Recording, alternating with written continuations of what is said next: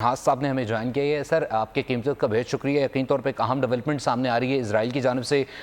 दो अहम शख्सियात, इससे पहले हमने देखा कि 31 जुलाई को हमास के रहनुमा को शहीद किया गया और उसके बाद अब एक अहम कार्रवाई करते हुए लबनान के जो अहम लीडर हैं हसन नसरुल्लाह, जो हिज़्बुल्लाह के अहम लीडर हैं, उन्हें शहीद किया गया है। मामलात मशरिक़ वस्ता की किस तरफ जाते हुए आपको दिखाई दे रहे हैं? देखिए, बड़ी अंदरनाक किस्म की खबर है, ना सिर्फ मुसलमानों के लिए बल्कि दुनिया के अमन के लिए। स्पेशली जो मशरिक़ वस्ता है, मिडिल ईस्ट के हिसाब से हसन नसरुल्लाह साहब की शहादत के, जिसमें कल उन्होंने तकरीबन 2000 पाउंड वजनी जो बम मारा था, जो बेसिकली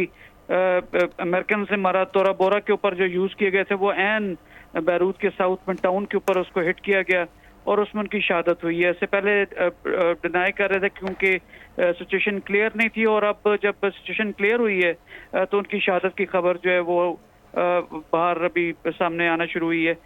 तो मैं समझता हूँ कि ये दुनिया के अमन के लिए इंतहाई खतरे का बायस हो सकता है, क्योंकि इससे पहले इस्माइल हानिया साहब को शहीद किया गया था अफगानिस्तान ईरान के अंदर, कि जिससे मेरे ख्याल में ईरान की उस वक्त एक रिस्ट्रेंट अप्रोच रही थी, लेकिन जिस तरह की एक इज्जत वाला मकाम नसरुल्लाह साहब का था, उनकी शहादत जो है वो मैं समझता हूँ कि it can take any turn, any kind of turn, जिसमें कि ईरान की इन्वॉल्वमेंट भी और उनके साथ जितने लाइक माइंडेड स्टेट्स हैं, अगर वो मिल के कोई इसको रिटेलिएट अगर करें, तो मैं समझता हूँ कि ना सिर्फ इसराइल के लिए बल्कि पूरे खत्ते के लिए, और स्पेशली अमेरिकन जो इंटरेस्ट हैं, जो मेडिटेरेनियन सी के अंदर उनके बेड़े हैं, या डाउन साउथ इसमें स्विस कैनाल के साथ, या रेड सी में,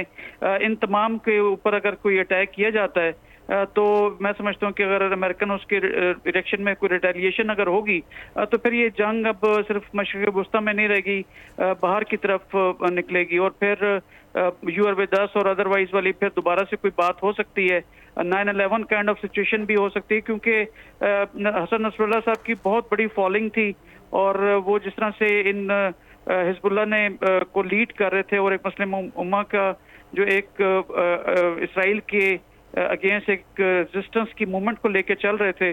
उस सिलसिले के अंदर अब देखना होगा कि हिज़्बुल्लाह या हमास के जिनको डायरेक्टली या इनडायरेक्टली ईरान की सपोर्ट भी शामिल होगी, तो फिर किस डायरेक्शन में दुनिया का मन जाएगा।